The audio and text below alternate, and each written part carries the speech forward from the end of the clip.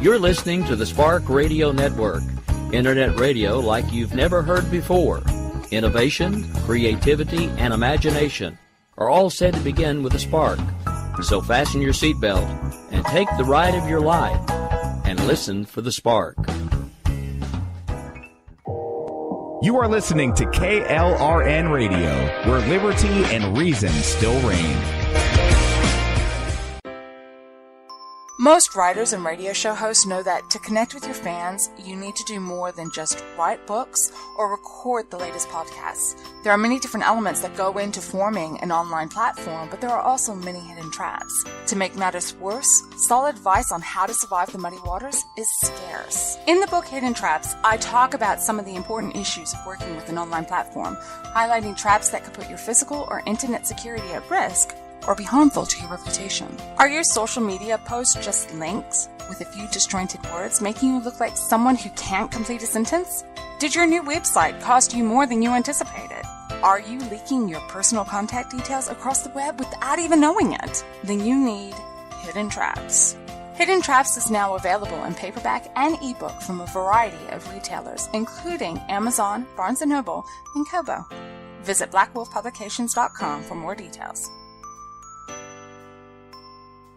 If you're 85 or younger, would you like peace of mind and comfort for your family? We're Final Expense Direct with an urgent message for you. The average funeral today costs over $8,000, but the most you'll get from government benefits is $255. How will your family pay the difference? We can help. Our senior plans start as low as just $1 a day and pay up to $30,000 for a funeral and other final expenses. Peace of mind is easy. There's no medical exam. You'll have lifetime coverage, and your plan can't be canceled as long as you pay your premiums. Call now for free information about our senior plans. Answer a few simple questions and receive approval right on the phone. Plus, call right now and we'll give you a discount prescription card for free. Call 800-553-8687. That's 800-553-8687. Again, 800-553-8687. 687.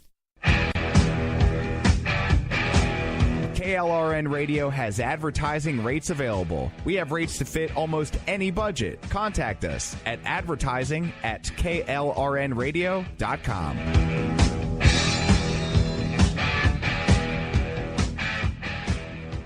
Attention business owners and independent contractors. This is a money-saving message from Tax Mediation Services. If your business owes $20,000 or more in taxes, we can help you today, right now. Listen, dealing with the IRS is no picnic. It's an intimidating and extremely stressful process, and you don't want to go it alone. Our attorneys know every law, every tax break, and every possible opportunity to help you resolve and reduce your tax debt. And if you owe more than $20,000, you may be at the top of their hit list. So don't take your tax debt lightly, because it will not go away on its own. The IRS can seize your bank accounts, your home, and even shut down your business. Call our tax experts today at 1-800-783-0810 and let us deal with the IRS while you focus on your business. That's 1-800-783-0810. Again, that's 800-783-0810. My son was in the Army back during Desert Storm, but even then he wanted an MBA. He looked at a dozen schools, but only one offered the online education and flexibility he needed while he was in a tent in Iraq, Grantham University. Turns out that Grantham's been delivering affordable, relevant college and advanced degrees for over 65 years. Heck, if they can deliver a quality education to a soldier in a tent overseas, think about the flexibility Grantham can offer you so you can earn your degree too. It doesn't matter how complicated or full your life is. If getting a degree is on your bucket list, you'll want to do what my son did. You'll want to call Grantham. Find out how easy it is to get started on your education so you can check that college degree off your bucket list. Call Grantham right now, 800-910-1370. That's 800-910-1370. Flexible, affordable, relevant. Call 800-910-1370.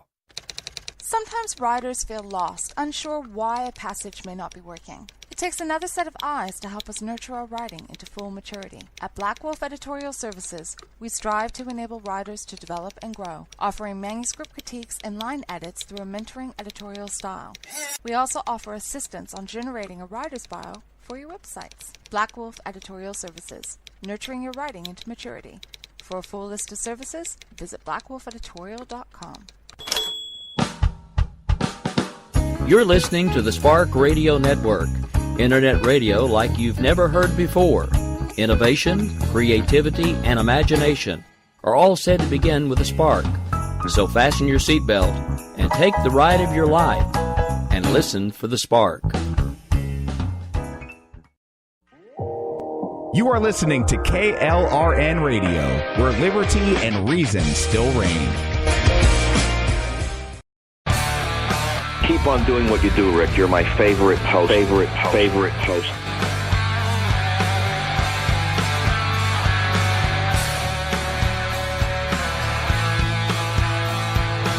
You know this freedom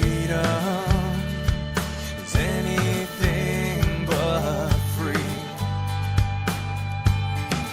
What we have here depends on those who will fight for what they believe. When we stand together, there's nothing that we can't achieve. This nation of people standing as one in the name of liberty. Welcome to the program. I am Rick Robinson. We're live right now on KLRNRadio.com. We do this thing every Tuesday through Friday night, 7 p.m. Eastern. New time. Still great show. Actually, I'm hearing that from more and more people, so I'm starting to believe it. I'm just kidding. All right, so we have a lot of stuff going on for you tonight. This will be an extended program due to the fact that it's going to be a year-end review. I actually have a producer with me tonight who'll also be co-hosting, and you know her. We all love her. She's actually Jessie from Jessie's POV. She has 2 shows, actually, with us, so let's give Coffee Shop credit as well. But she'll be with us tonight, second chairing as well as producing, so this is a new one for me. Normally, I have to push the buttons and I have to talk, so I kind of feel like I'm not really doing much. But good evening, Jess. How are you? I'm doing great, Rick. And would you believe I put 2 Coffee Shop episodes, at least I got them recorded today? Awesome. Yeah, I've seen you've been putting out stuff for new authors and stuff. Speaking of which, if you haven't yet, please update the calendar because I don't know what shows I'm supposed to be working on. Don't worry. We're good until next year. Okay, cool. It's Replayville until next year. Works for me. Replayville is fun. Actually, Dan and I will be doing a replay tonight because I have a family thing and he had a sick kid, so we're just going to start fresh next year. Oh, then I guess it's a good thing that we're doing a year-in review show. Yeah, that was kind of the some of the method to my madness of doing this because I didn't know if we'd be doing that one tonight. And honestly, for a short week, it's been a crazy week because work has been insane on top of everything else. So I'm kind of glad that it's finally Friday because the one thing that I will say that I did not enjoy this week was a Thursday that felt like a Tuesday. That is an odd feeling, and I don't like it very much. I was just like, it's only 3 days before I'm off again. I really should have just put in for vacation days, and I didn't do it. But I'm going to try to plan that better next year. All right, so anyway, I would ask how your week's been, but I know how hectic your stuff gets from time to time. So, I can describe my week for you real quick.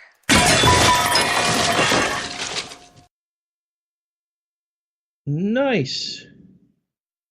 That's the simple way of putting my week. Because I've been going this way and that way and trying to figure out if I'm supposed to be going this way or that way. Which way did she go, George? Which way did she go? She doesn't know because she just went that way too. All right, so anyway. I know that we've got lots of stuff that you wanted to talk about today, and we've got some audio clips to go along with it. So where do you want to go first? Because we're going to go commercial free till the top of the hour. So we've got about 33 minutes-ish, and then we'll kind of return to at least station normal clock. But we got a late start, so we're going to give you guys close to the full hour you would normally get on the show. Actually, you'll probably get a little bit more because we're not doing the network breaks for any on this one because it's year in review and I don't want to. But anyway. Well, thank you, because I hate producing those 7-minute segments. They drive me bonkers. Yeah, well, you're already bonkers, so it'd be a short trip. Just saying. Well, yeah, but that's not news, Rick. Well, it's also not hashtag fake news. No, it's not hashtag fake news. Boy, has that been quite the hashtag of the year. That's one of those phrases I just want to go die in the dumpster fire, formerly known as 2016, because I don't even feel like there really was a 2017. It's like 2016 just said, yeah, I'm not going anywhere. So so 2017 has felt like a continuation of 2016. I'm not happy about that. I'm just not. It's been crazy because, normally by now things have died down. People are done arguing over stupid crap. And they're done with the political bantering and the whole, my party's right, your party's wrong. At some point we used to put that stuff aside and actually try to fix things that were broken. Now everything is so completely politicized. People don't even work together at the state level anymore because it's like, it's an election year. I can't be seen working with Democrats. Then they'll think they're going to get all the credit for it. Or it's an election year. I can't be seen working with Republicans or they're going to get credit for it. And then I won't be able to keep my office. I'm like, I just want someone to fix things, which we're finally getting, which for me was actually from an unusual direction. I have to admit, one of my surprises for 2017 is Donald Trump is not governing nearly as much to the left as I expected he would. I really wish he would put down Twitter. Other than that, I really have not been very disappointed with what he's done in 2017. There are a few things I wish would have gone better and smoother, but I do like the overall direction of the country right now. And that's a hard thing for me to say because you guys know how much I did not like Donald Trump during the election. Trust me. I know. You were the one that was like, dude, if you don't stop railing on Trump on every single show, people are going to stop listening to you. And I'm like, I can't shut up about it. I just can't do it.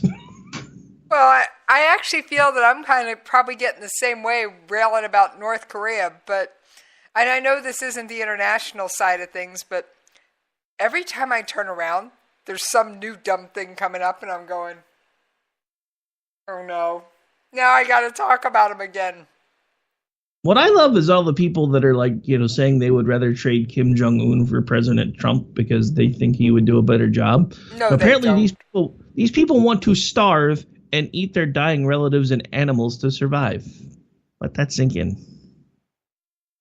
Please don't even get me started. These people do not know of whence they speak. That's all I have to say about that. I'm sorry. Well, yeah, they don't, but that's beside the point. These are the same people that think socialism is a good idea and used to point to things like the VA and Venezuela. And now we're going, well, look at what happened with the VA and Venezuela. And they're like, yeah, but that's different. But you just said how great it was. And now people are starving and there are people dying in line to get help at the VA. So if socialized medicine and socialism are so great, why are those two shining examples you used to hold up now basically, you can't polish a turd. It's still going to be a turd. That's what they have now. And it's still going to be awesome. That's the thing. It would be different if somebody like Bernie Sanders actually practiced what he preached. But for the guy that keeps telling us that we need to give more money to the government, we need to quit worrying about, how much taxes we pay, etc. Dude has 3 houses. Sell off 2 of your houses. Actually, you know what? Never mind. Sell off all 3 of your houses. Buy a tiny house out in some little poor town somewhere. Take all of the rest of that money that you got from these 3 houses that you have when I only own 1, but you're telling me what I need to do with my tax money. And then write a check to the federal government and say, here, this is me practicing what I preach. I tell everyone else I'm going to be a socialist, so I'm actually going to be a socialist. Not a capitalist pretending to be a socialist who's never actually had a real job in my life and was on welfare before I got elected to the Senate, and now I'm a millionaire. But I know better what you should do with your money, poor little man, than you do, because look at where I am now. I'm so tired of these people that it's all hypocrisy anymore. That is the one thing that honestly, the craziness from Donald Trump and the fact that he just basically tells everybody exactly what he thinks, pulls no punches. The one thing that he's done is shown us exactly how broken pretty much every aspect of our government is. Well, I gotta say, there's two things I absolutely have to say I love that he did. Well, three. But I'm going to stick with the two that I quote the most. And that would be Mattis for Secretary of Defense and Ambassador Haley at the UN. Do you have any idea how many times those two people make up audio clips on my show?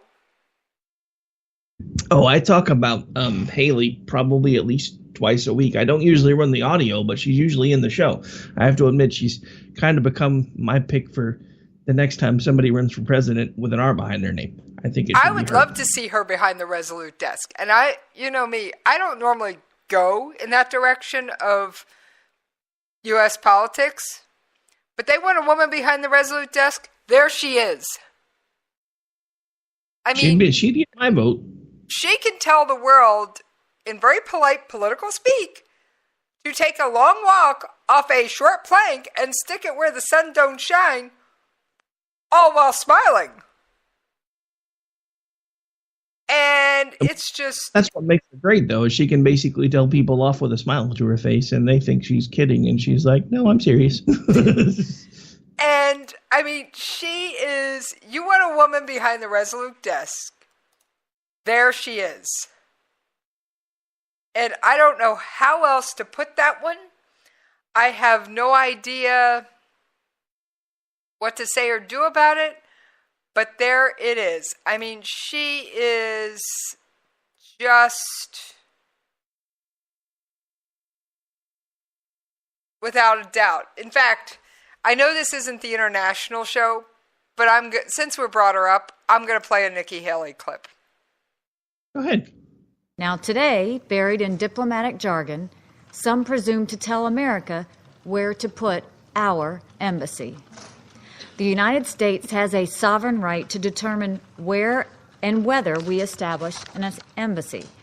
I suspect very few member states would welcome Security Council pronouncements about their sovereign decisions. And I think of some who should fear it. Is that telling the world where to stick it, or what? Pretty much. I have to admit, she actually has become one of my heroes in this whole thing, because she basically will just stand there and tell them exactly what she thinks. And it's about time that we have both an ambassador and the president is basically willing to look at the UN and say, look, we give you the majority of your money. We have been footing your bills now for forever. We're not doing this out of the kindness of our hearts. We're doing this because we think that this is an organization that should matter, but you guys are making it not matter because you keep pandering to these people that have no interest in anything as far as Western culture. And that's part of the problem with the UN. They're trying to become this multicultural thing when ultimately it was designed in its original intention was to attempt to bring Western civilization or some form of Western democracy to the rest of the planet. And now it's become this mess where we have all these member states that have no interest in democracy. They don't want to assimilate when they travel. They basically go there to bring pockets of their own country with them. And I understand that every immigrating class pretty much does that, because even, when the Irish, they all did that when they came to America. But there came a point where somebody that was, one of the older people in the households would say, okay, from this point forward, nothing but English in our house, because we're going to become Americans, and that's going to happen for our children and our grandchildren. That's why we came here. We had people that came here because they were trying to find a dream. I could see, I know a family that's trilingual. So they do one language from breakfast to lunch, one language from lunch to dinner, and the third from dinner to bedtime.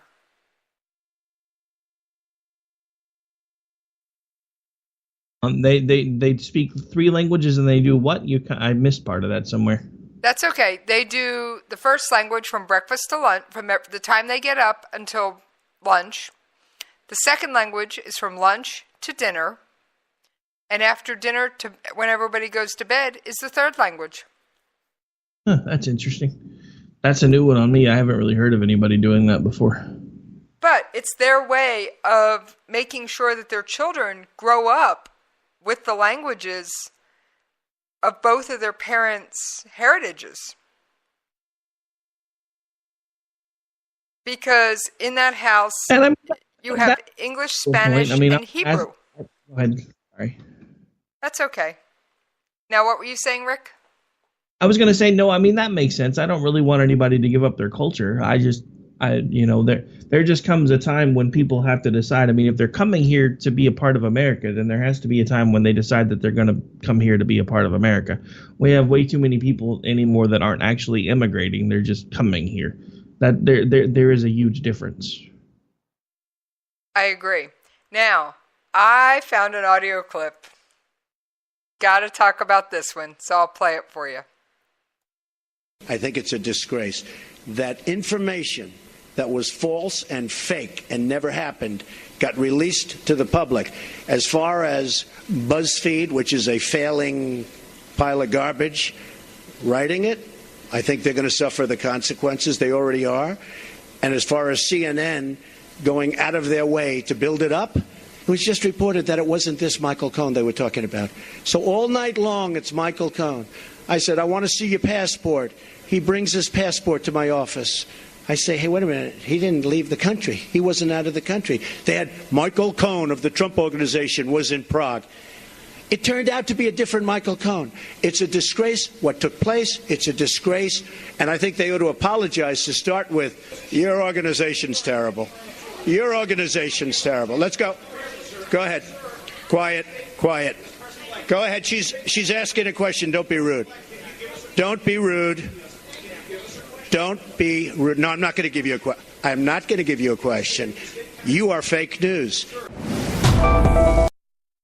Well, what do you think of that one? Doesn't surprise me. I love the end of that. No, I'm not going to let you ask me a question. You're fake news. Like, oh. I believe he was talking to a CNN reporter. Oh, yeah, I'm sure he was. He and CNN do not get along, and honestly, they're not doing anything to help that. So, now, but you know, that was one audio clip from earlier in the year. I've got another one, and I don't even want to play this one, but we're going to because, well, it happened around the inauguration, so we're going to play it and see if you cringe as much as I do. Give me 1 second. I'm just getting it pulled up. 1001. Just playing. Uh-huh. I'm a nasty woman. A loud, vulgar, proud woman. Well, bring back any memories? Everything she said except proud is a true statement. Yeah, she's loud, nasty, and vulgar. So, I mean, so she wasn't lying until she said she was proud. I mean, if she's proud, I'm not sure what she's proud of, but still, no. It also doesn't surprise me because, you know, let's not forget how intertwined Ashley Judd is with Hollywood, and we've seen what's happened with Hollywood this year. So I wouldn't be surprised if she is, by definition, a nasty woman because there's no telling what she's done or has known about to be able to stay active in Hollywood. So. Just saying. And let's see. Here's another one from earlier. And yes, I'm actually going back by the month through our audio clips library. So I thought I like this one a lot. Because people are surprised to hear that we do not need new laws. We will work within the existing system and framework. We are going to restore the rule of law in the United States.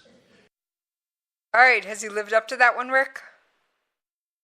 Well, I mean, I can honestly say I don't remember the last time anybody was taking pot shots at cops or burning down towns. So I would say that's probably going to be a yes for the most part. All right, well, I've got another Nikki Haley one here. And this was one of her first visits to the UN. There is a new U.S. UN. We talked to the staff yesterday, and you are going to see a change in the way we do business. It's no longer about working harder, it's about working smarter. And we have a fantastic team at the USUN that's ready to prove that. Our goal with the administration is to show value at the UN. And the way that we'll show value is to show our strength, show our voice, have the backs of our allies, and make sure that our allies have our back as well. For those that don't have our back, we're taking names. We will make points to respond to that accordingly. But this is a time of strength. This is a time of action. This is a time of getting things done. And this administration is prepared and ready to go in, to have me go in, look at the UN, and everything that's working, we're going to make it better.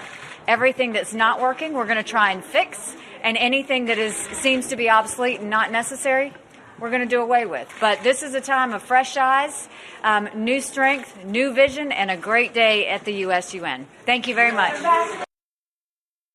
And I gotta say, the date on that clip hit our library was January 27th.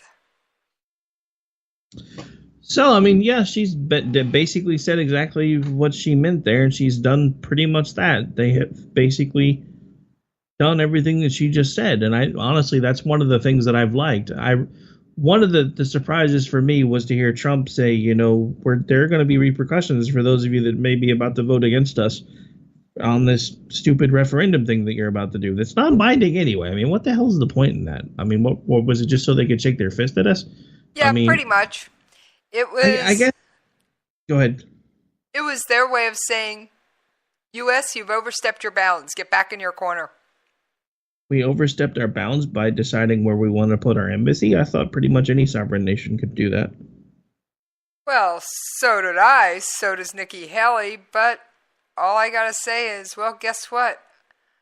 I don't think some of the countries of the world agree with us. But that's not news. I don't really care. Well, I don't care that most of those countries don't agree with us. The one that honestly, because I found out about this during a really busy day at work and had no idea who all had voted. I just knew that there was a pretty heavily negative vote against us. But when I started going through the list of the countries that actually voted against us in that resolution, the fact that Britain voted with the other side honestly really ticked me off. I mean, because if not for us, they would be speaking German right now to begin with. And I mean, we've already kicked their ass once, so they want us to do it again. Actually, we've done it twice. Do we need to go for 3? Just saying. Well, now here's another good trip down memory lane. This one's a positive one.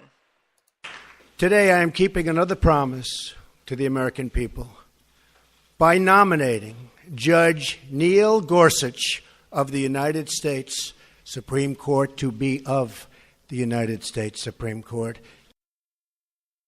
He messed up in his phrasing a little bit, but we get what he was saying. Yeah, Trump messes up in his phrasing a lot. If you don't like him, you're going to hammer all of that to death. If you actually look at him for what he's doing, rather than trying to judge him as somebody that you may not like, then you're probably going to let a lot of that slide. If you're a sycophant, you're not going to notice. Because there basically are 3 varieties of people that deal with Trump. There are the never Trump crowd that now suffer from Trump derangement syndrome, where everything he does is wrong, negative, he's killing the country. Then you've got those of us in the middle that are like, hey, when you put down Twitter and you don't act like a moron, you're actually getting quite a lot of stuff done. Flashback to the Pocahontas moment where he said Pocahontas instead and ruined a very positive moment for his administration. He's the first president to recognize the code talkers in the Oval Office, and he couldn't even get out of his way long enough to make it about that, than instead of about him trying to make fun of Elizabeth Warren. So, I mean, when he gets out of his way, which he's done fairly well at for the last few weeks, you can see that some of the positives start leaking through. There are people now that are having to admit some of the positives. It's like I saw a tweet earlier today that, nobody's talking about this stuff in the media, but he's actually deregulated the federal government overall as far as the economy more than any president in the last 100 years within his first year in office. He has at this point appointed more judges in his first year than pretty much any other president ever, and they're all conservative judges. He's not getting credit for the things that he's doing because everybody hates him too much to give him credit for the things that he's doing. And he still doesn't have all his nominees through Congress.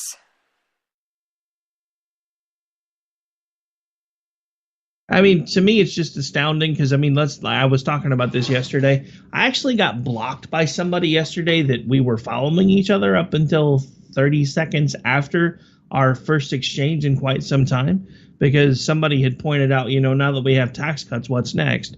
And I heard somebody that, as far as I knew up until that time frame, was a conservative, start talking about income inequality.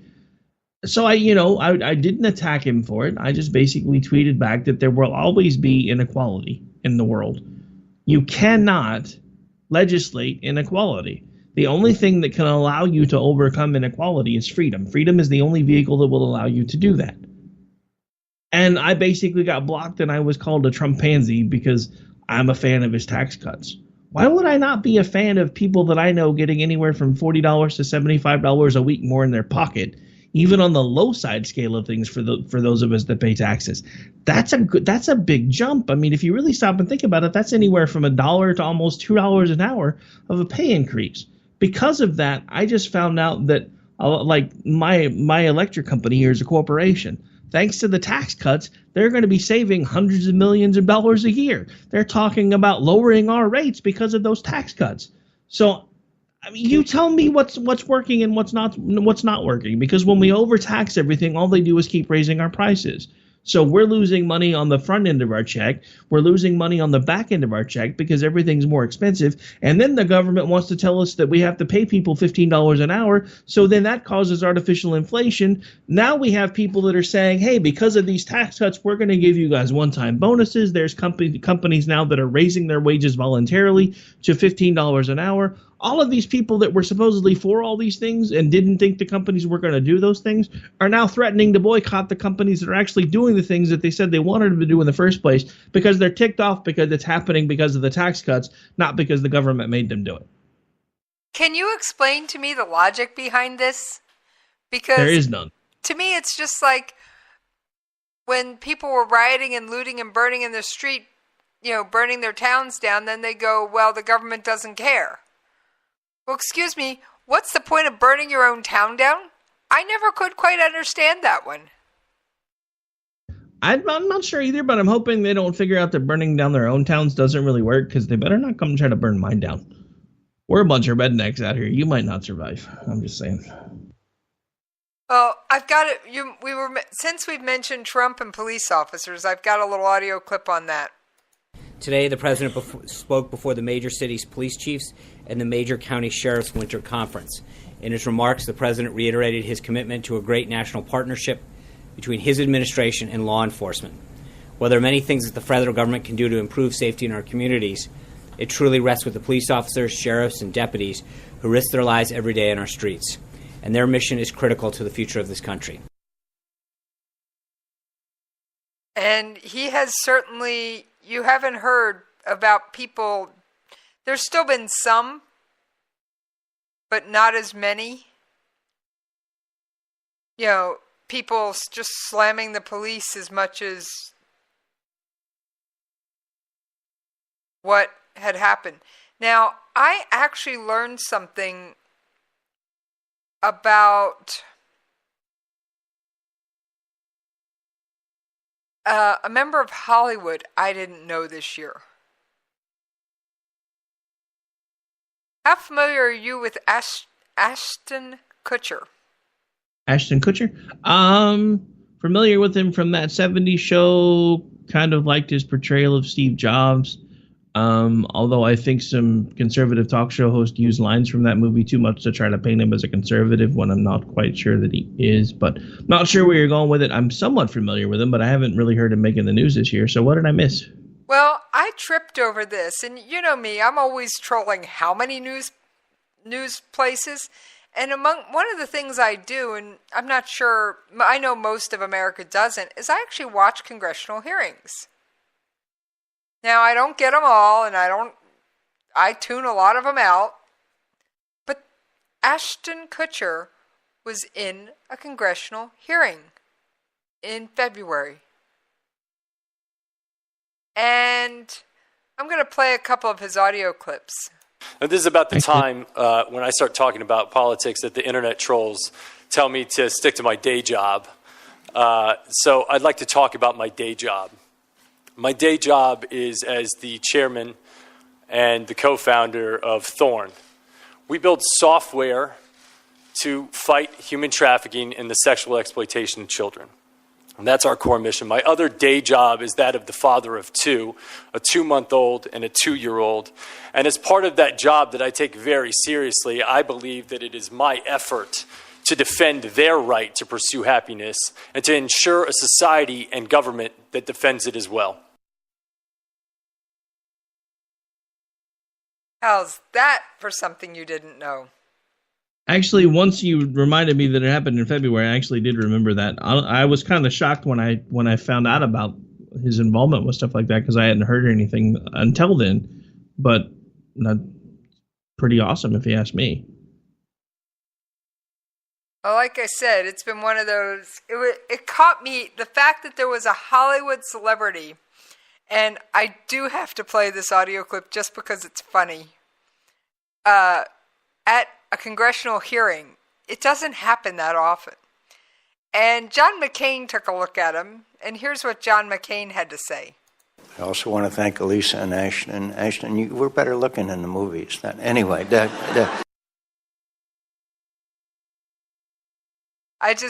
just made me laugh when he said, Ashton, you were better looking in the movies. Of course, he was probably, he probably just threw on a suit and tie and rushed into this. And he didn't have a makeup team helping him this time. That's actually a pretty good point. So, now, I think this is Trump. I don't have the speaker here, but we're going to play it anyway. As president, I am committed to ensuring that women entrepreneurs have equal access to the capital, markets, and networks of support that they need, and I mean really need, and it's going to happen. This is a priority for my administration. I campaigned on helping women in the workforce, and we are going to deliver on that promise, believe me. Now, I can't say that I've heard much about it, but since then, but I have to say, he wasn't doing half bad for a while. No, I don't really think that he was. So, now, March was one of those months where there wasn't a lot, but there was this one. There was the travel ban. And I've got a travel ban clip.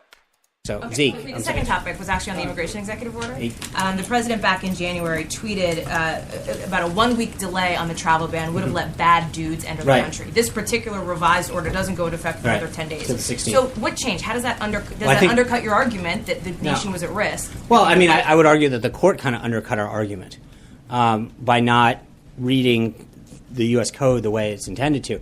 But I think we lost the element of surprise way back when we said we were going to issue a second executive order. So that's what it was about, the element of surprise? Oh, absolutely. I mean, I think we said at the beginning, the whole reason that we did it in the way that we did was because if you started to telegraph it. But I think that when we started talking about a second executive order a couple weeks back, I think that generally took away, whether it was done on Friday or Sunday or Monday, wouldn't have mattered. I mean, people have been able to we have telegraphed what we're doing for the last couple weeks. We took that away, and the president, as you've seen, has been very methodical about making sure we've talked about this, for the last week, talking about implementing.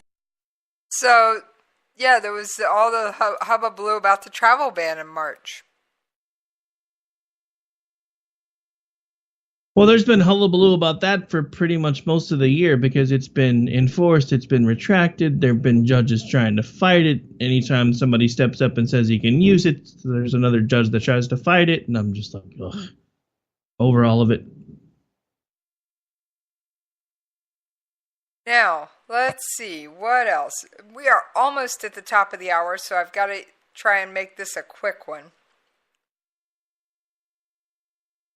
I'm not seeing anything else that... Oh, here's one of my favorites. And yes, I should save this one for my show, but... Yeah, run it anyway. I salute the professionalism and skill of our armed forces who took action last night. The people of Syria have suffered untold horrors and violence at the hands of Bashar al-Assad and his supporters in Tehran and in Putin's Russia. Making sure that Assad knows when he commits such despicable atrocities, he will pay a price is the right thing to do. It is now, however, incumbent on the Trump administration to come up with a coherent strategy and consult with Congress before implementing it. And that was none other than Schumer.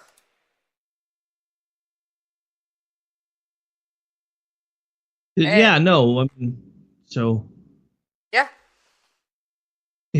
Oh, but one last funny note before we go. So, one of the cabinet members that gets almost no press, Secretary of the Interior Ryan Zinke, he did something that cracked me up. He rode a horse to work on his first day.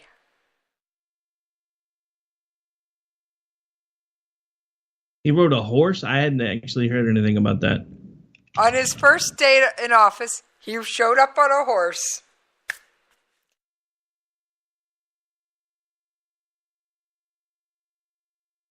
So, how's that for a hoot? Well, Rick, that's just weird. Hey, I just had to give him props because that's... Even for an Okie, that's weird. Just saying. I just couldn't resist giving it a good chuckle, and it's one of those, you gotta laugh, and something like that just has to make you smile. This is true. So, Rick, do you know what time it is? It is time for that hard break at the top of the hour that we don't have a choice but to take, so let's get it out of the way.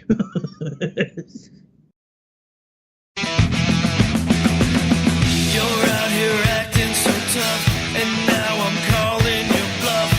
Black hoods and no faces. We'll take it out to the streets. You're listening to the Spark Radio Network, internet radio like you've never heard before. Innovation, creativity, and imagination are all said to begin with a spark. So fasten your seatbelt and take the ride of your life and listen for the spark.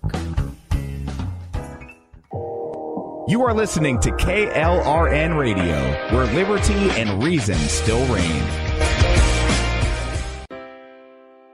Most writers and radio show hosts know that to connect with your fans, you need to do more than just write books or record the latest podcasts. There are many different elements that go into forming an online platform, but there are also many hidden traps.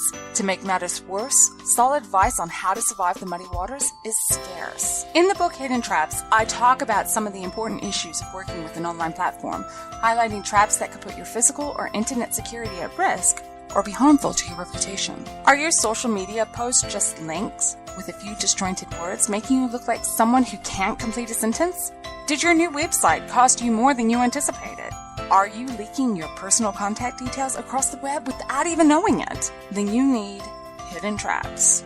Hidden Traps is now available in paperback and ebook from a variety of retailers, including Amazon, Barnes & Noble, and Kobo. Visit blackwolfpublications.com for more details.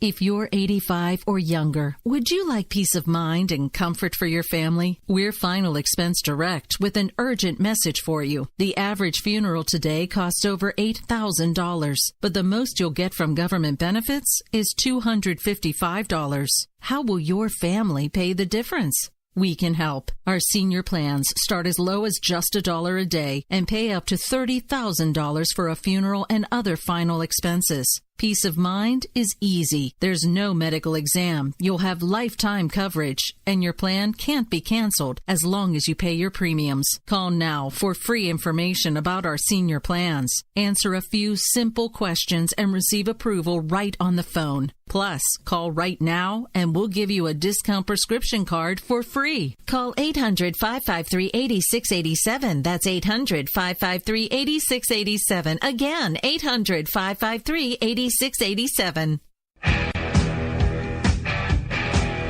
KLRN Radio has advertising rates available. We have rates to fit almost any budget. Contact us at advertising@klrnradio.com.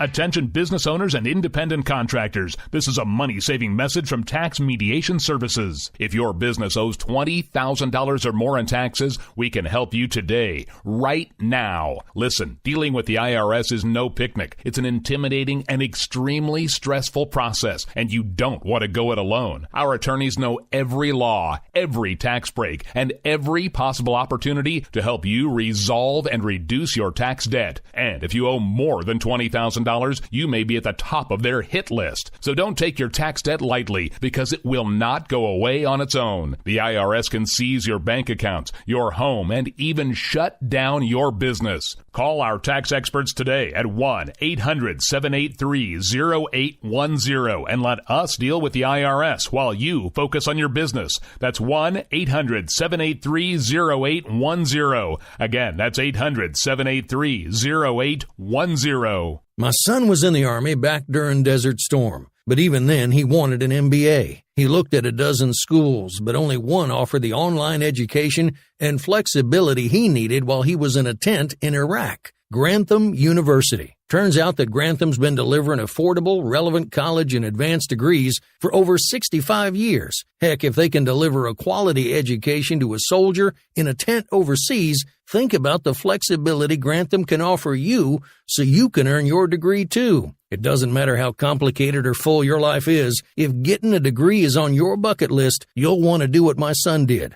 You'll want to call Grantham. Find out how easy it is to get started on your education so you can check that college degree off your bucket list. Call Grantham right now, 800-910-1370. That's 800-910-1370. Flexible, affordable, relevant. Call 800-910-1370. Sometimes riders feel lost, unsure why a passage may not be working. It takes another set of eyes to help us nurture our writing into full maturity. At Black Wolf Editorial Services, we strive to enable writers to develop and grow, offering manuscript critiques and line edits through a mentoring editorial style.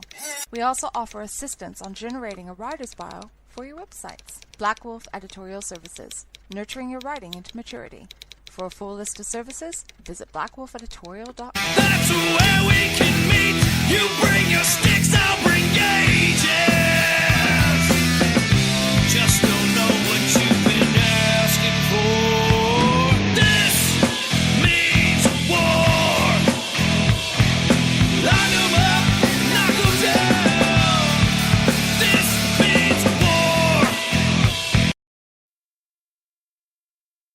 Welcome back, folks. This is America Off the Rails. I'm your host, Rick Robinson. We're into hour number 2 of the extended year-end edition here, and we've been talking about news and events that have shaped 2017. Most of them, of course, have revolved around Donald Trump and him stuffing it to the UN. Sorry, I really enjoy the fact that he did that. I've been waiting for somebody to do that because they've just, I don't know, to me, they've become too big for their britches. As far as I'm concerned, the UN, you know, if Great Britain wants to vote against us in their resolutions, they might as well just move the UN to the Great Britain and let them foot the bill for the next 100 years, because I'm tired of paying for their crap. Well, I wanted to start this hour off with on a lighter note, Rick, because you know how much heavy stuff I cover. I'm always talking death and terrorism and impending doom. Well, I found a joke from Secretary Mattis after he retired as a general, before he became secretary, that I just have to lead off this hour of the show with. And this cracked me up. It's a little bit long, but it is so worth it. I still remember walking up behind a squad of infantry Marines that these two represent, and in a place called Ramadi. And I walked up, and it was one of those days, the enemy shooting down the street at us, and we're shooting down our sailors, Marines shooting back down the street at them. And I walked up, and I asked the squad leader, 20-year-old corporal, the single most inane question that has ever been asked of a squad leader in combat in 240-odd years of history of the Marine Corps. I said, "Hey, guys, what's going on?" And the squad leader, convinced that his village idiot had somehow escaped and gotten out there in a general's uniform, dropped his rifle for a moment and said, "General, not to worry, we're just taking the fun out of fundamentalism over here."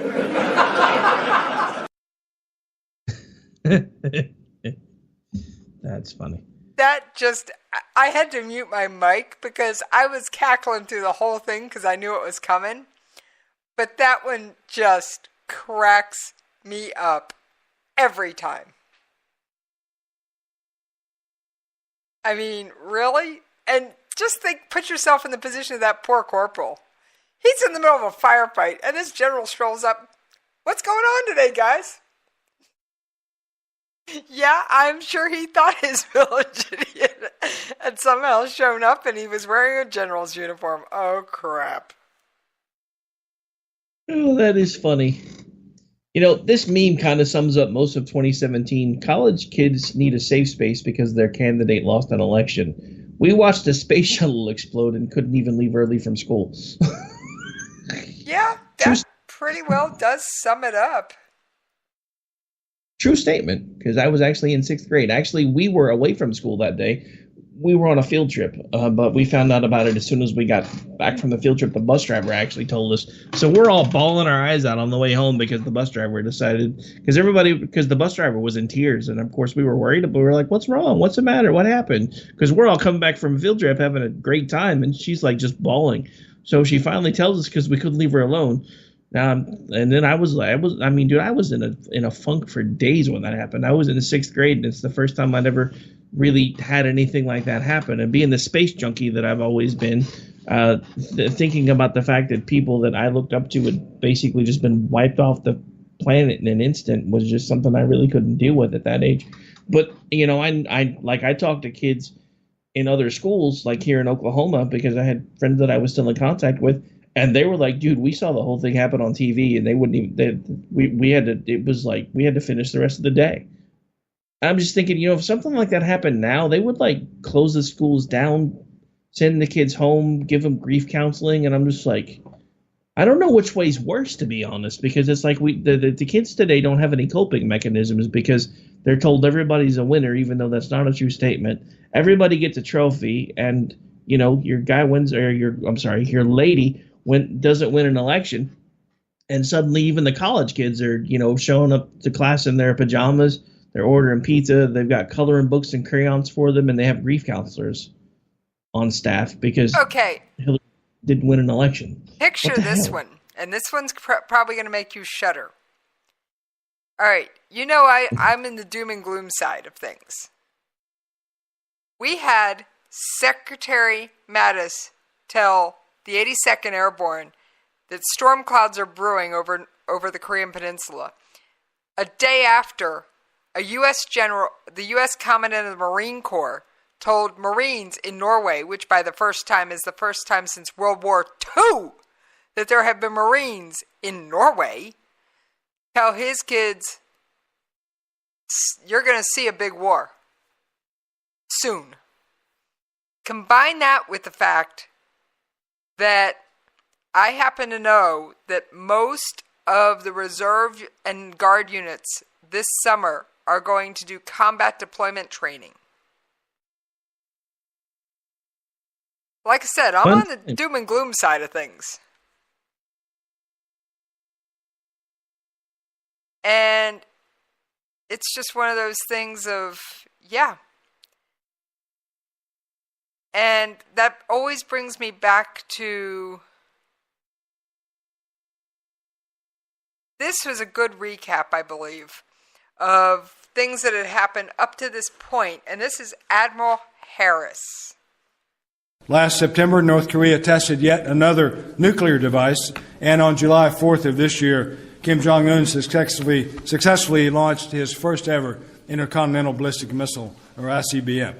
2, China increased aggressive maneuvers in the East China Sea and continued its unabated militarization of the South China Sea. And 3, in May, we were all reminded that ISIS is a truly global threat, as violent extremist organizations banded together to occupy Marawi City in Mindanao in the Philippines. Well, that clip kind of leads you in the dumps. But then you have Chairman of the Joint Chiefs, General Dunford, come along and say this. Many people, and this is an important point, many people have talked about military options as with words like unimaginable. And I would probably shift that slightly and say it would be horrific. And there would be a loss of life unlike any we have experienced in our lifetimes. And I mean, anyone who's been alive since World War II has never seen the loss of life that could occur if there's a conflict on the Korean Peninsula. But as I've told my counterparts, both friend and foe, it is not unimaginable to have military options to respond to North Korean nuclear capability. What's unimaginable to me is allowing a capability that will allow a nuclear weapon to land in Denver, Colorado. That's unimaginable to me. Now, you think those snowflakes could handle a world war? No, I don't think so. I mean, I'm not even trying to be funny at this point. I don't think they can. I don't think they would be able to cope. That's part of what worries me is, we have this entire generation of people that just don't seem to have a backbone at all. I mean, they were looting and destroying things because a presidential candidate lost. The same people that were afraid if the roles were reversed, that Donald Trump's people would be the ones rioting in the streets, did the exact same thing that they were afraid was going to happen, which is what we see all the time from the left. The same people that are screaming that we need gun control, if you look at the statistics, are usually the ones that are going to shoot things up. Oh, you mean like this wonderful audio clip, which is courtesy of Broadcastify. For the weapons violation involving a gun, 400 block of East Monroe Avenue. 225, 221, Charlie, 121, 122, 123, prior response is authorized. Multiple calls. The shooting of Steve Scalise. Yeah, that was done by a liberal. And then once the tax reform bill was passed, I saw people tweeting out the fact that they wished whoever did it would have been a better shot. I mean, that's really? That's the country we live in today. I'm sorry. And I've actually started a new segment on my show, Rick. Well, I'm going to bring it into full force this year. It's called Good Guys with Guns. And I'm going to highlight the times that a good guy with a legally owned firearm saves the day, like the one down in Texas. Yeah, you mean at the church shooting that happened a few weeks ago? Exactly. Yeah, I mean, I mean, and I heard people that were trying to crucify that guy for shooting him, and I'm like, walking up and down rows, just indiscriminately shooting at people, and this guy actually stopped anything else from happening. I mean, but that's exactly the point that I tried to make that week on social media, and I got excoriated for it because I said, look, the Second Amendment works because if it wasn't for the Second Amendment, there wouldn't have been that guy that had a gun that was able to stop him. And they're like, well, if it wasn't for the Second Amendment, the other guy wouldn't have got the gun in the first place. I said, yeah, but your gun. You broke up there, Rick. What? And I appear to have lost Rick. Uh-oh. There you go. You're back. You're back.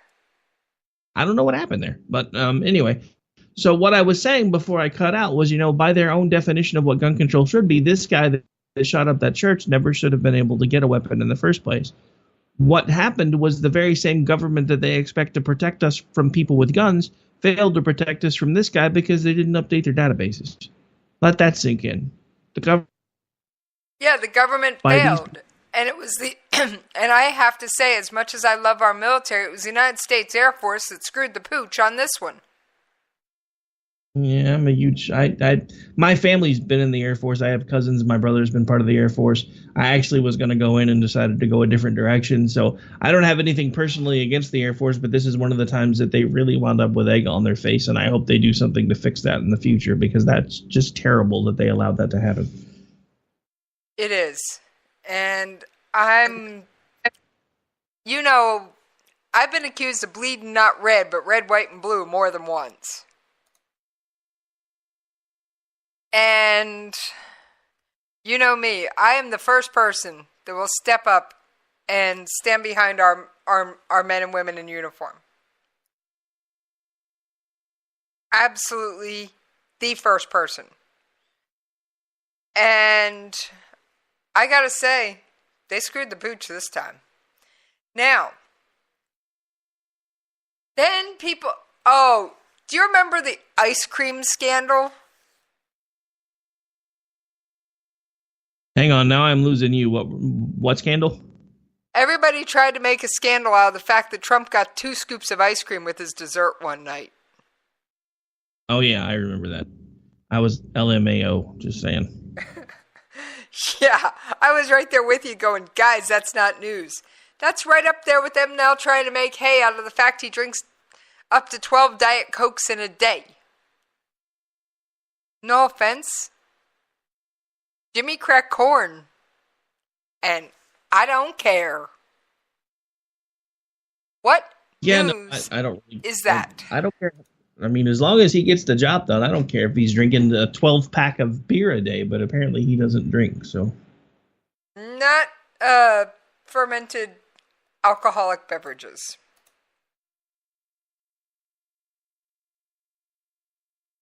Actually, according to somebody I know whose wife works with him, as far as I've been told, he doesn't drink anything at all because his brother was an alcoholic and he's afraid to.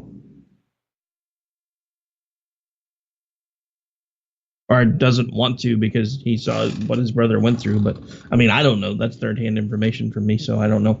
But Chad Alexander, who's actually becoming a pretty good friend of the show and actually is planning on starting to guest on the show after the beginning of the year, his wife actually works with Donald Trump. Actually, because of that, right before they went on vacation, he was at the White House at a White House Christmas party. The bastard.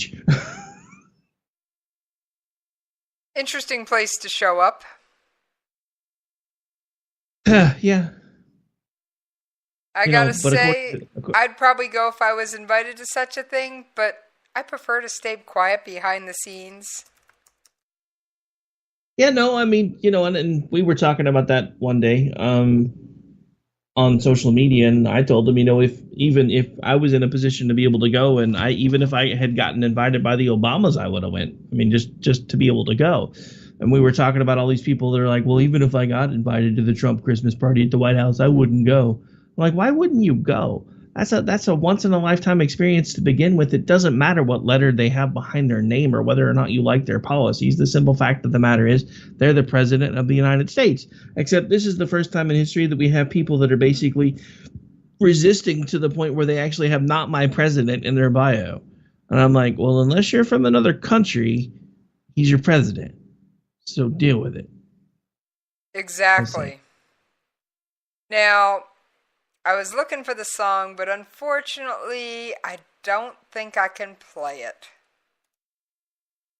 I'm searching one more time before I officially just tell you what it is. Which song? What this world needs is a few more rednecks. So are you saying you can't play it because you can't find it, or because you're not sure it's covered by our licensing? I'm thinking it's licensing. I was going to say, because I found it. Oh, I can find it. I probably got it. I'm just checking the licensing on it. Because you know me, I'm a stickler. Wrong license. I'm going to say that's not really the word I was going to use, but you can go with stickler. Hey, I try and play by the rules. At least some of them. Yeah. Rules are made to be broken. Some of them. But like I said, no, but I think, like I said, for all the doom and gloom everybody predicted, it hasn't happened. No, it really hasn't, and that's I guess the surprising thing for me, because like I said, I honestly really thought we were going to be in a mess, because honestly I expected him to govern a lot more to the left than he has. Now again, it's really early in his term, and he's got plenty of time to shift. I mean, there were times towards the end of W's term that I was yelling at him for some of the things that he was doing that I thought were too far to the left. Not even necessarily to the left, but way too authoritarian. One of them being the Patriot Act. That was one of the things. That was when I really started becoming involved in politics more, because I was looking at that, and one of my litmus tests is always, just because you're okay with it now because it's the guy with the letter behind your name their name that you support. Just because you're okay with them having this particular power, are you going to be just as okay with it when the other side gets a turn? Because they inevitably will. And if the answer to that question is no, we probably don't need that as a law. Just saying. And as much as I support our men and women of the armed forces, I gotta say that power has been abused. Well, I mean, it's power. Power always gets abused. I mean, case in point, look at what's going on in Hollywood. That's because they have they really do have this crazy amount of power, because these people that are producers and the writers and everything else, they basically hold the power of life and death for these people career-wise in their hands. One of them specifically, which is the one that everybody's the most upset about. The one person that I will give, two people that I will give shout-outs to, even though a lot of people won't, Rose McGowan, because even though she took a settlement and signed a non-disclosure agreement, she was still working behind the scenes to bring this stuff to light. One of the people that I was the most surprised about, especially when the Weinstein stuff finally broke and everybody knew what was really going on, was I remember way back in the day, I think it was 2013-ish, when Seth MacFarlane hosted an award show and somebody had won an award, and as they're walking up on the stage, he was like, "Great, now you don't have to sleep with Weinstein anymore." And everybody just laughed and laughed and laughed. Apparently he wasn't trying to be funny. Or if he was being honest at the same time. And that's the thing that I do kind of like about Seth MacFarlane. As much as he's a liberal weirdo, he does actually seem to, kind of call it as he sees it. Which I like, no matter what your affiliation is, especially if you live by the words that you're talking about, which is why Bernie Sanders irritates the fire out of me, because you're rich, you have 3 houses, but you're telling me what I should do with my tax money. Oh, I gotta say that there's a couple of things that absolutely drive me crazy. And one of them, and this is going to come to zero surprise to anybody who's ever listened to my show, would have to be men and women of this country who don't stand behind the men and women who give you the right to act a fool and yell and scream whatever you want. Now, I'm looking for the maddest quote on that one, but I don't think I've got it pre-prepped. But he has another great one-liner for that. And it's something to the effect of, you see someone stand there protesting with his girlfriend. You just wink at her because well, let's just politely, he doesn't have a pair.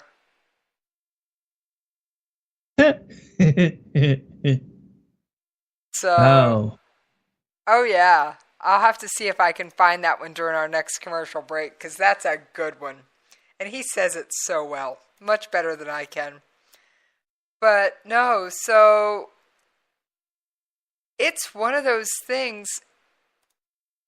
I think I've got this one. Yeah, I've got this one clipped. I'm going to play a little music clip here, and I want to know what happened. They tell us that they really care. To them it's just a game.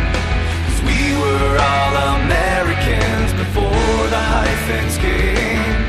And people cared about who you were and less about your name. 'Cause we were all Americans before What happened to change that? The hyphens? I mean, that's literally what happened to change it. Everybody started identifying with hyphenated America. Everything started becoming about a label. I mean, it actually, if you want to get really technical, it started before the hyphens. It started as soon as we decided to bring class back into this country, because in this country there was never intended to be any type of a class system or a recognition of an upper class, middle class, lower class, all of those things. Those are bleed overs from communism and socialism. Those are bleed overs, and those are labels that cause people to start taking offense to people that have things better than they may at this moment. The thing that's interesting about freedom and the shift that we've had that's come away from freedom is there was a time when, you know, father and son would be walking down the street and somebody would drive by in a Rolls Royce, and father would look at son and see the gleam in his eye and say, you know what, in this country, son, if you work long enough and hard enough, you may wind up with a car just like that. The whole mindset with that has changed, though, because now what happens is father and son are walking down the street. They see somebody driving along in a nice car. Father notices the glint in son's eye and says, you know what, son, don't you worry about that, because he's somebody that's got more money than he should have, and we're going to use the government to eventually be able to take that away from him so that you can have something too. That's the difference. When you start focusing on what you have or what you don't have instead of being thankful for what you do have, then they've got you, because you start looking at, well, you know, the guy next to me, you know, he works less hours than I do, but he's got a house twice the size of me, got a nicer car, bigger TV, and that's not fair. What's not fair is you have a skewed perception. This is the same thing that I've tried to explain to people that look at jobs that are management level and they see their managers, and from their perspective, they don't do very much. But your perspective is very limited, because most of the time you don't see the papers that they have to push, or the meetings that they have to keep, or the presentations that they have to give. I found this out firsthand because I used to laugh at the certain managers in a certain business that we all used to work at, until I became one of those managers and realized it was actually a little bit easier to be in the position that I had just left than it was to be in this one, because unfortunately, there were times that to meet my deadlines, I was putting in 16, 17, 18-hour days and doing so for 5-6 days a week, because it was expected of me that no matter what, I would have these things done before the end of the month, and I didn't have an excuse, and I was still expected to do everything else that a manager needed to do. But it's all about perception, and that's one of the biggest problems that we have in this country. We look at, you know, people that are that from our perspective appear to be better off than us, and we don't realize the type of work that they may have put in behind the scenes, or it's, you know, that they were born into that money, so who really cares? But you don't know the type of work that they've put in to be able to keep that money going. And it's all about the bleed overs that have come in from communism and socialism and everywhere else. And I've been talking about this on this show now for several weeks, that there are two, well, actually there are three warring ideologies. Well, guess what, Rick? Yeah, I know. I'm about to run over to the break. Yep, and I'm playing my bumper music this time. Just because I can. No, not allowed. I'm just kidding. I don't care. All right. So we'll pick this up on the other side. Meanwhile, I'll see if I can find that Mattis clip, because it's a hoot.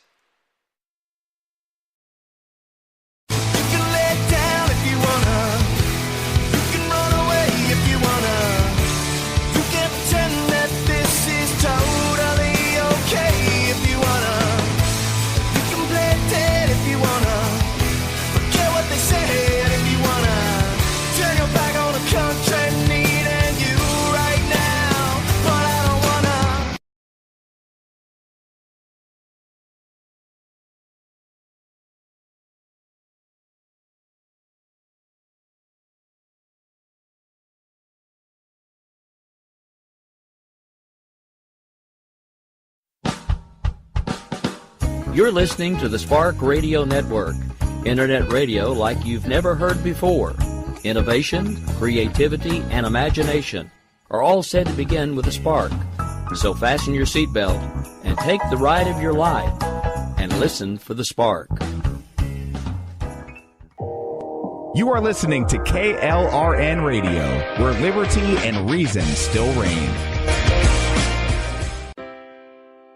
Most writers and radio show hosts know that to connect with your fans, you need to do more than just write books or record the latest podcasts. There are many different elements that go into forming an online platform, but there are also many hidden traps. To make matters worse, solid advice on how to survive the muddy waters is scarce. In the book Hidden Traps, I talk about some of the important issues of working with an online platform, highlighting traps that could put your physical or internet security at risk or be harmful to your reputation. Are your social media posts just links with a few disjointed words, making you look like someone who can't complete a sentence? Did your new website cost you more than you anticipated? Are you leaking your personal contact details across the web without even knowing it? Then you need Hidden Traps. Hidden Traps is now available in paperback and ebook from a variety of retailers, including Amazon, Barnes & Noble, and Kobo. Visit blackwolfpublications.com for more details. If you're 85 or younger, would you like peace of mind and comfort for your family? We're Final Expense Direct with an urgent message for you. The average funeral today costs over $8,000, but the most you'll get from government benefits is $255. How will your family pay the difference? We can help. Our senior plans start as low as just $1 a day and pay up to $30,000 for a funeral and other final expenses. Peace of mind is easy. There's no medical exam. You'll have lifetime coverage, and your plan can't be canceled as long as you pay your premiums. Call now for free information about our senior plans. Answer a few simple questions and receive approval right on the phone. Plus, call right now and we'll give you a discount prescription card for free. Call 800-553-8687. That's 800-553-8687. Again, 800-553-8687.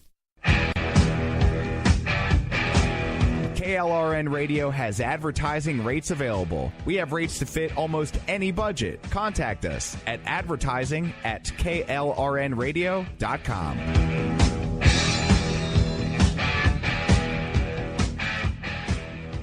Attention business owners and independent contractors. This is a money-saving message from Tax Mediation Services. If your business owes $20,000 or more in taxes, we can help you today, right now. Listen, dealing with the IRS is no picnic. It's an intimidating and extremely stressful process, and you don't want to go it alone. Our attorneys know every law, every tax break, and every possible opportunity to help you resolve and reduce your tax debt. And if you owe more than $20,000, you may be at the top of their hit list. So don't take your tax debt lightly, because it will not go away on its own. The IRS can seize your bank accounts, your home, and even shut down your business. Call our tax experts today at 1-800-783-0810 and let us deal with the IRS while you focus on your business. That's 1-800-783-0810. Again, that's 800-783-0810. My son was in the Army back during Desert Storm, but even then he wanted an MBA. He looked at a dozen schools, but only one offered the online education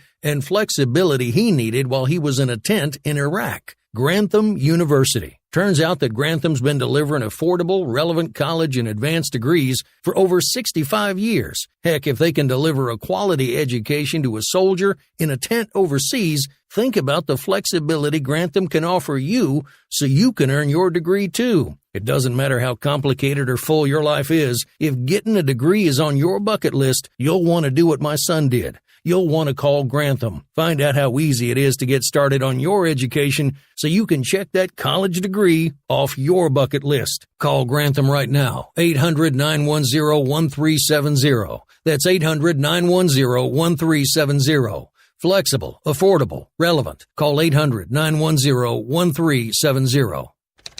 Sometimes riders feel lost, unsure why a passage may not be working. It takes another set of eyes to help us nurture our writing into full maturity. At Black Wolf Editorial Services, we strive to enable writers to develop and grow, offering manuscript critiques and line edits through a mentoring editorial style.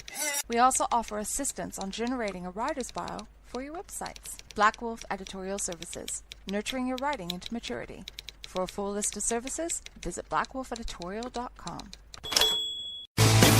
Down if you wanna, you can run away if you wanna, you can pretend that this is totally okay if you wanna,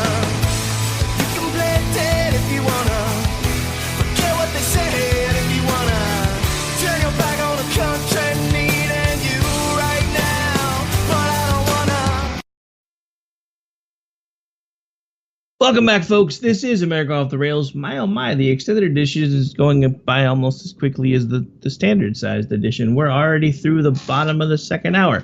All right, so while we were on break, our producer and second chair for the evening, Miss Jessica Sanders, was feverishly trying to find the clip she was looking for pertaining to Mad Dog Mattis. She didn't find the one she was looking for. However, I do believe she did find one, so we might as well lead off with that if she's ready. Oh, yeah, I got it, Rick. All right. This just cracks me up, too. Have on Iran. Was that your primary concern? I don't have worry or stress. I cause worry and stress, you know.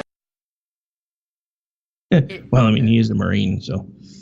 He is a Marine, and I'm sorry, his radio call sign, yeah, his nickname is Mad Dog. His radio call sign was Chaos.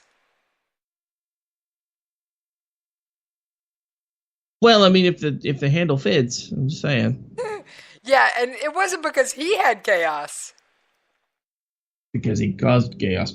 The thing about those call signs, those usually aren't anything that you come up with on your own. That's something that somebody gave him. Because that's how that works. You can't make your own radio call sign. That's something that you earn.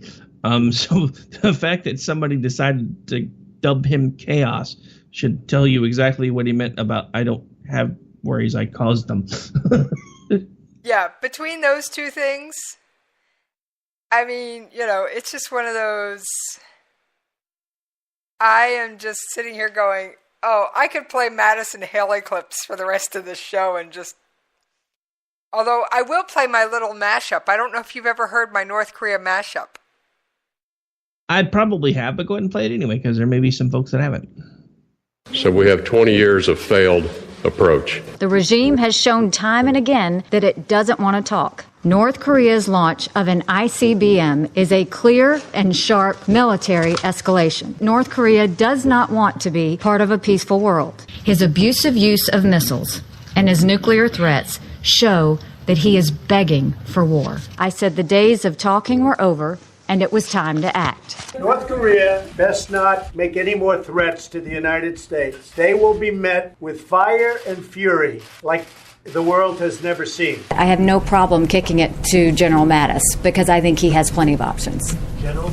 Well, I don't know if those missiles can actually hit what they're aimed at, but like horseshoes and hand grenades, getting close is all that's needed when you're dealing with nuclear weapons. Has he given up a first strike possibility? Secretary Mattis? No, sir. Any use of nuclear weapons by the North will be met with a massive military response, effective and overwhelming.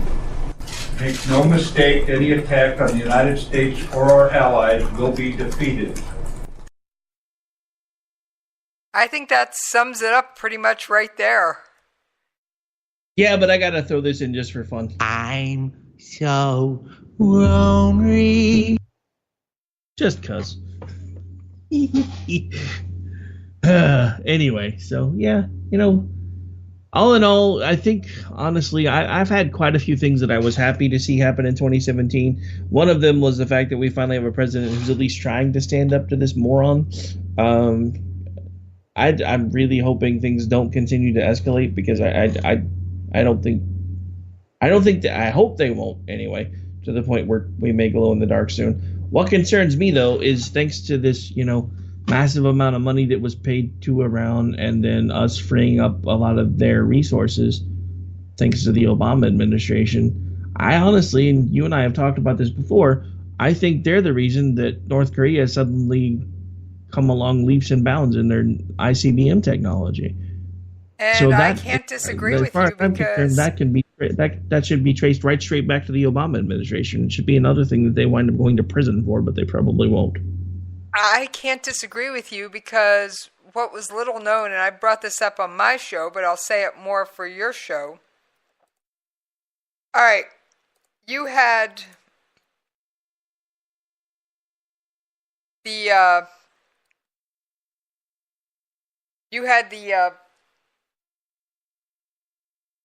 the prisoners released, and I actually, let me see, I don't know if I can find the audio, but I'll take a second and look for it. They were waiting on a plane. And that's what the people being held were told. We were waiting on a plane. to arrive. And if the other plane didn't arrive, they weren't going home. And that was from one of the captives in his own words. And then we found out later that it was loaded with cash. And then you add to it the fact, and I was only able to trace some of this, but I'll tell you what I was able to trace. About 60 to 90 days later, there was a cultural exchange, quote unquote, between the government of Iran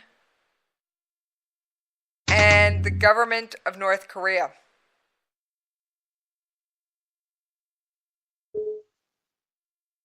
Got your attention yet? Yeah, definitely got my attention. Then about 90 days later, North Korea sets off a nuclear test. Then the day of their ICBM launch, their second one, there was a Syrian delegation in town. Yeah, there was a Syrian delegation in town. Then, oh yeah, not done connecting these dots. Then you have members of North Korea going to Iran for their version of the inauguration, whatever that happens to be. Then you come back and there's more stuff flying over Japan.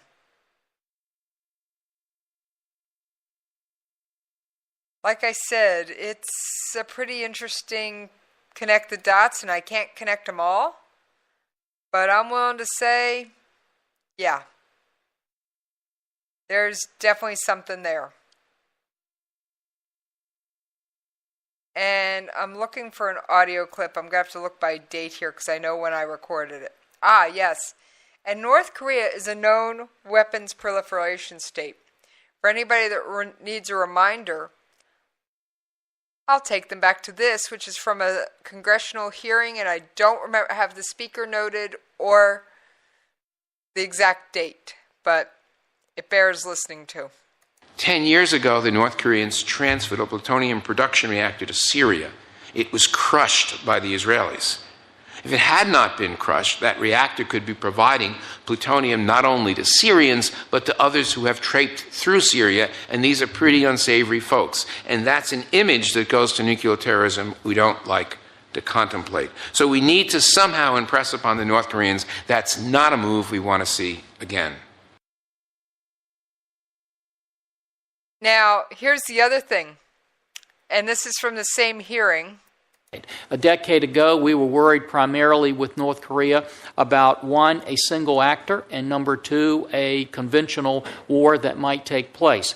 Today, if you look at most strategists when they're concerned about North Korea, they realize that any conflict we may have multiple actors involved, and we're certainly look at multiple domains. No longer are we limited to conventional war. We may very well be looking now at nuclear, cyber, and even space challenges that we have. Like I said, by the way, North Korea is getting ready to launch another satellite into orbit. And I put satellite in air quotes. Yeah, I bet you there's probably not a satellite there. They actually do have two in orbit. One of them is not in a very stable orbit, but it is still in orbit. You can thank Doc for helping me check that one out. So the mental midget of the North even has unstable satellites. Why does that not surprise me? So, now, I'm going to take a gamble here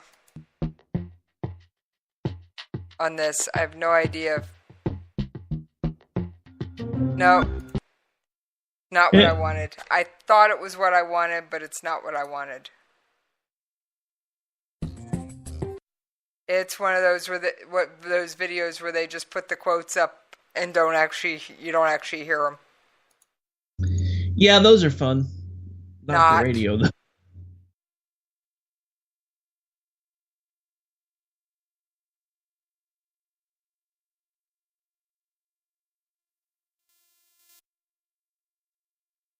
So, all right, so since we're down to the last few minutes, why don't you tell some folks what some of maybe your highlights of 2017 were, or lowlights as far as stuff that went on, even if it's international stuff. Well, I've got one, and I gotta go with Haley. I gotta go with Nikki Haley. Like I said, I'd love to see her behind the Resolute desk. I mean, she doesn't pull punches. And she is just one of those people. She has been such a breath of fresh air. Now, one of the funny things I've done is I've actually played some of the audio of the North Korean diplomats trying to speak English. Oh, yes. It is sometimes... Should be fun. Oh. There was one set of audio I was playing for Doc. I was playing for Judy Elmore, going, "Is this usable?" And she's like, "Don't torture me! Maybe use 10 seconds of that." Okay, so use a few seconds and then sum it up. She's like, "Yeah, that's torture." And, when she's not one to be dissuaded, but here's one of the better ones. None other than Trump himself is on a suicide mission. In case innocent lives of the U.S. are harmed because of this suicide attack, Trump will be held totally responsible. The respected supreme leader of the DPRK, Comrade Kim Jong-un, stated, "As a man representing the DPRK and on behalf of the dignity and honor of my state and people and on my own, I will make the man holding the prerogative of the supreme command in the U.S. pay dearly for his speech calling for totally destroying the DPRK." That was actually one of the better ones, but there's another one that's harder to understand. And I play them sometimes, but it's just one of those things, I almost have to laugh at them, and I'm just looking for it real quick. It won't take me but a second to find, because I actually have most of my North Korea stuff stuck in its own folder. Otherwise, I couldn't even keep up with it. I'm looking for the one on gift packages. Yes. So while you're looking for that, just to let this sink in for a second, this guy is calling us out for Trump saying something when he's been putting out videos showing that they were going to demolish the United States for decades now. Yeah, pretty much. Just saying. Oh, and of course, our latest round of sanctions were an act of war. Yeah, that's kind of my take on it, too. One of those things. Come on, really? Is that the best you can do, guys? Now, I have heard some behind the scenes. I don't have it from a credible enough source to cite or definitely go, yeah, this is what's going on. And I've been beating the bushes because I will. Hang on. Why are you beating former presidents? Oh, wait. Wrong kind of bushes. My bad. Ha, ha, ha. Oh, come on. You walked into that one. You should know my sense of humor by now. Oh, I know. But anyway, the thing that I found interesting was that we are supposedly, and I say supposedly because I really can't, the source was not credible enough for me to say, yeah, this is what's going on. But I've heard some rumblings, and enough rumblings to say it, but not put in stock. We are supposedly working on doing what they're terming a bloody nose strike on North Korea. Basically something like what we did in Syria. Now, Syria just took it, but if we do something like that, you really think the lunatic to the north is going to let that go by? Depends on whether or not he's busily chasing a Twinkie when it happens. Oh, I wish it was that simple. I don't think it's going to be that simple, and I wish it was. And of course, I can't find the one audio clip when I want it. Hang on, let me try something. Somebody send him like an all-you-can-eat pass to a Golden Corral with a visa. We could just bring him over here, let him eat till he can't move anymore, and then arrest him for something. No, that's not what would get him. It would have to be Disney World. He has a thing for the House of Mouse. Yes, it's bad. I can even tell you his predilections. The House of Mouse. But they won't let him into Disney World. There's already somebody that's goofy there. Yeah, well, unfortunately, it's the House of Mouse is what he is always wanting. Oh, here it is. I finally found it. I am proud of saying that just 2 days ago, on 3rd of September, DPRK successfully carried out the hydrogen bomb test for intercontinental ballistic rocket and its plan for building a strategic nuclear force. The test is part of normal activities according to policy line of the Workers' Party of Korea to simultaneously push forward economic construction and building of nuclear force. The recent self-defensive measures by my country, DPRK, are gift. But yeah, he's saying that, they're gift packages to the United States. And it's just one of those things of, oh, please. Really?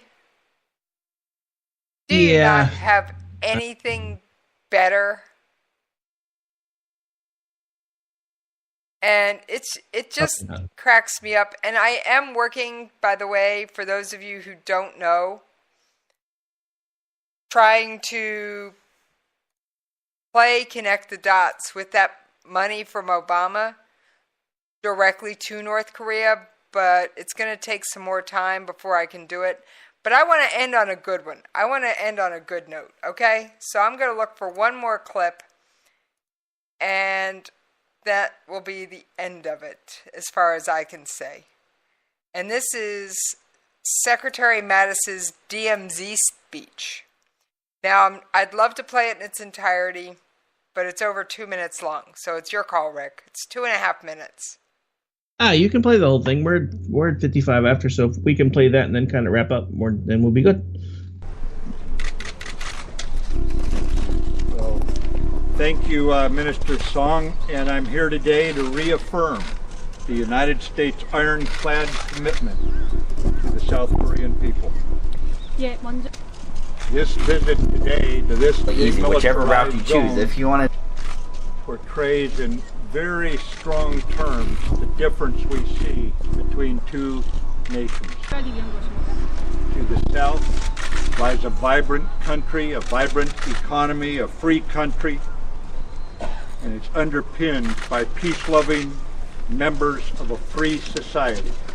Behind me, to the north, an oppressive regime that shackles its people, denying their freedom, their welfare, and their human dignity in pursuit of nuclear weapons and the means of delivery in order to threaten others with catastrophe. North Korean provocations continue to threaten regional and world peace, and despite the unanimous condemnation by the United Nations Security Council, they still proceed.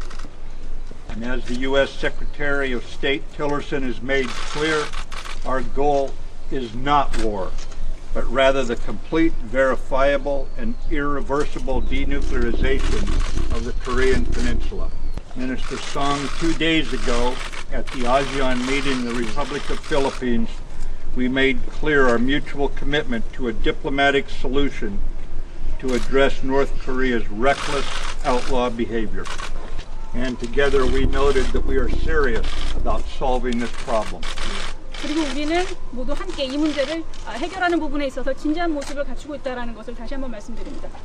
And we stand shoulder to shoulder with you, with your soldiers, and with your people in confronting the threats posed by the Kim Jong-un regime. And I look forward to our discussion tomorrow at the Security Consultative Meeting, where we will discuss ways to further strengthen the ROK-U.S. alliance. This is an alliance of more than 60 years and one that we both know is built on trust. It is an alliance designed to ensure peace and stability on the Korean Peninsula and the strongest military defense of our shared democratic values.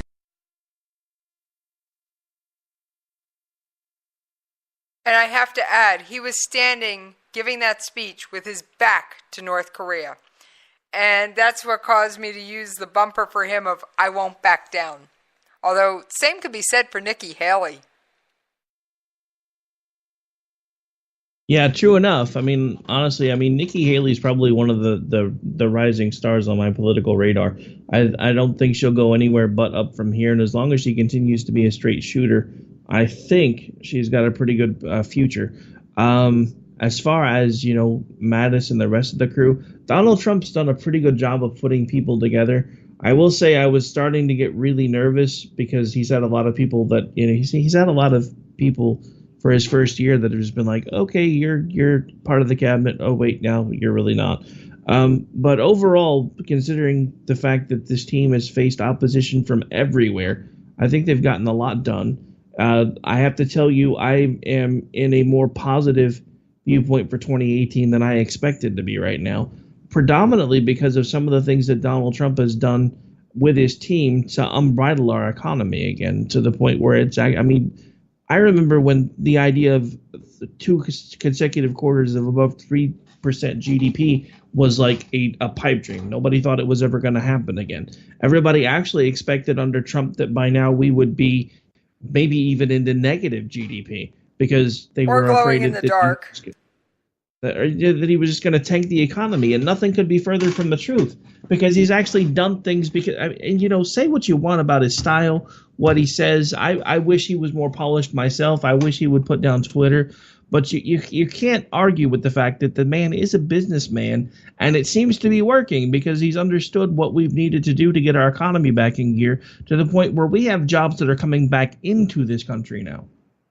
That's amazing to me. But anyway, I didn't realize it was over the clock. It has been just the most amazing year, and you got to say we're not glowing in the dark. And some people figured he was going to lead us straight into a nuclear war.